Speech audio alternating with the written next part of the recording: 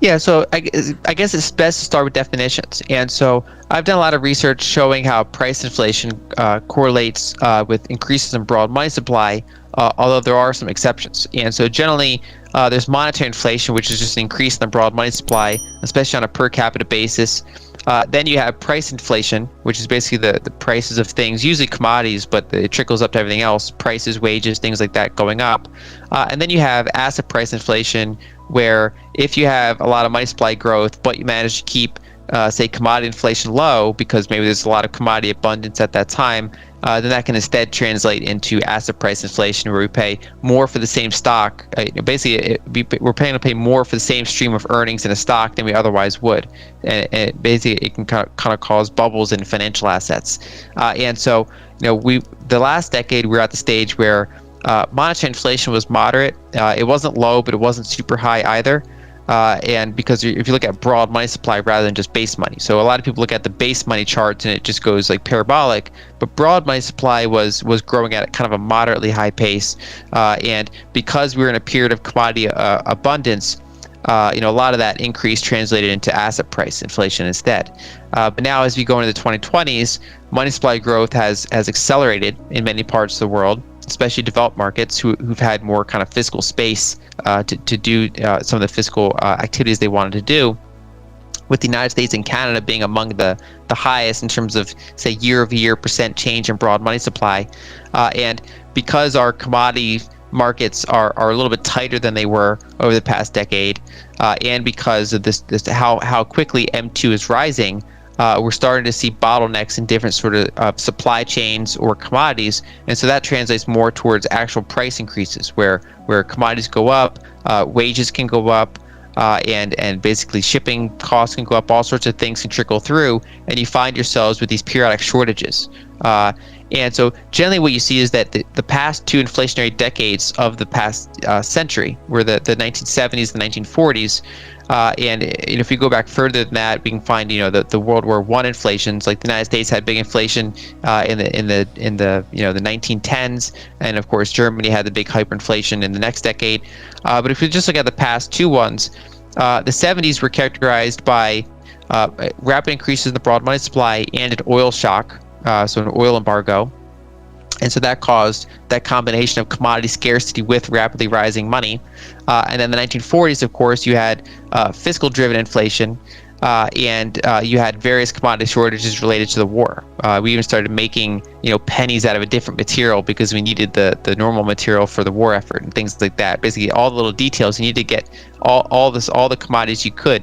And so, what we find ourselves in the 2020s is that money supply is going up at the fastest rate that it's gone up since World War II in many countries, with the United States and Canada kind of leading the way in terms of that percent change, while at the same time we're facing semiconductor shortages, shipping container shortages, things like that. And of course, because semiconductors are used in so many things, that trickles into used car prices and all sorts of things like that.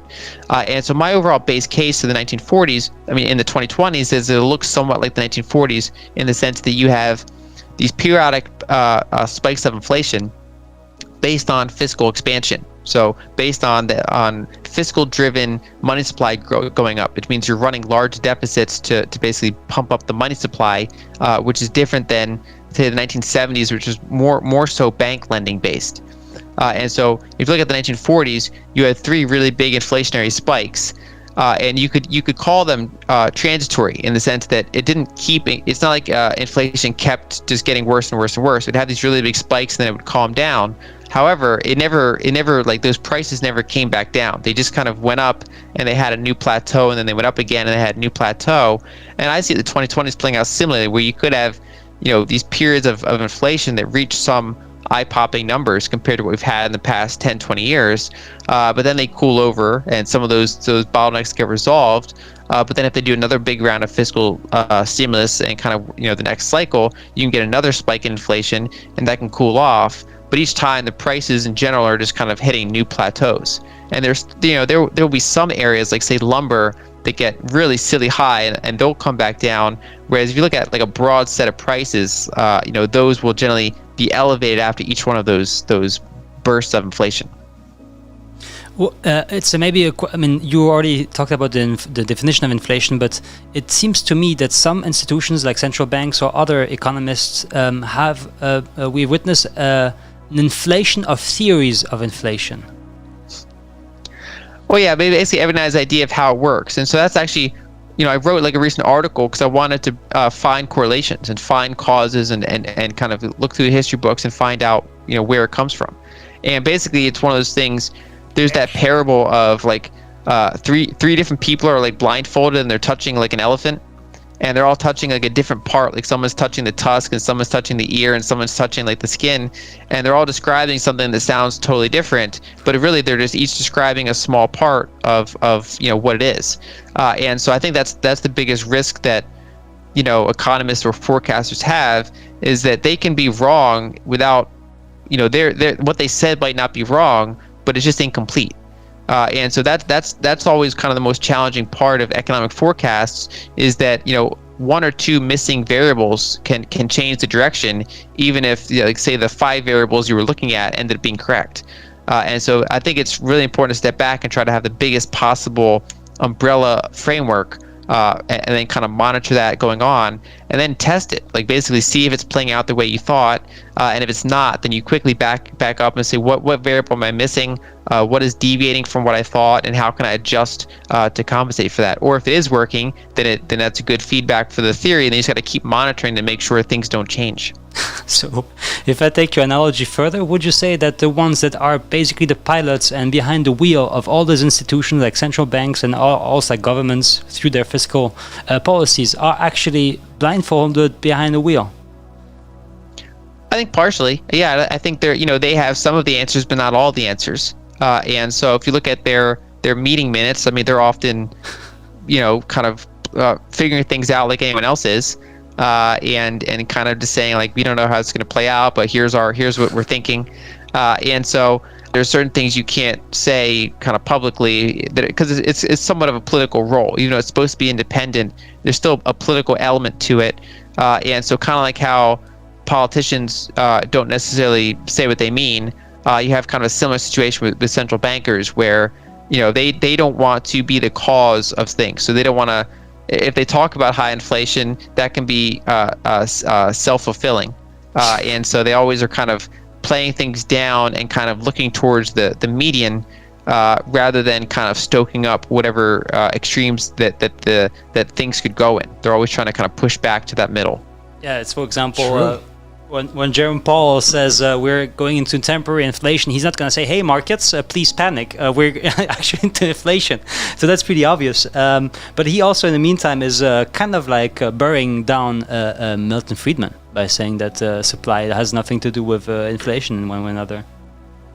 Yeah, I think that. I mean, it's tough because we had this big M2 spike, this big broad money supply spike, and so if he were to say that that's highly correlated, well, then that's forecasting a very large inflationary spike, CPI spike, and so and some of the models I've seen are looking at the potential for high single digit spike of inflation before kind of cooling off, and then it depends on what happens next with fiscal policy, but basically if you look at the very long run. If you have kind of especially multiple years in a row of rapid broad money supply growth, that tends to pull up broad prices unless you have some really big deflationary force that's pushing prices down. And so, for example, in the United States in the late 1800s, they they had all this kind of land that they expanded into. And so they basically did not have this limitation of resources. They were able to expand, and so broad money supply could grow pretty rapidly without causing price inflation. You also had, for example, oil made things a lot more efficient. You had railroads come together. You had internal combustion engines. You had electrification. And whereas, for example, if you look at the UK, they were a little bit more constrained because they obviously, they had limited land. It's already, mapped out at that point. And so they didn't have this kind of abundance of resources. And so theirs was more correlated. Their money supply versus inflation was more correlated during that period. Similarly, in the past 20 years, we've had a wider than normal gap between broad money supply growth and CPI. It's not like, way higher than normal, but it's a little bit higher than normal. And it's part because we've done labor arbitrage. We've moved, we basically suppressed wages by moving jobs overseas to cheaper markets, and benefited from kind of another exponential burst in technology where you put everything on the internet and the smartphone, and so you kind of reduce a lot of costs there. And so the combination of that technology with that offshoring has been a deflationary force. And so the risk is that if you have rapid money supply growth that's accelerating here in 2020 compared to what it was last decade, and then you also say kind of reverse some of those other trends, or at least kind of stop accelerating them. So let's say globalization doesn't reverse, but let's say it just kind of, we don't keep having more and more global trade as a percentage of GDP, then that can start to bring inflationary pressures back home. And so one way to measure that is globalization is if you look at global trade as a percentage of global GDP, that peaked back in 2008, and then it's kind of been in this like, the data goes to I think 2019, so it's been in this like 11-year consolidation, and that might or might not come back down.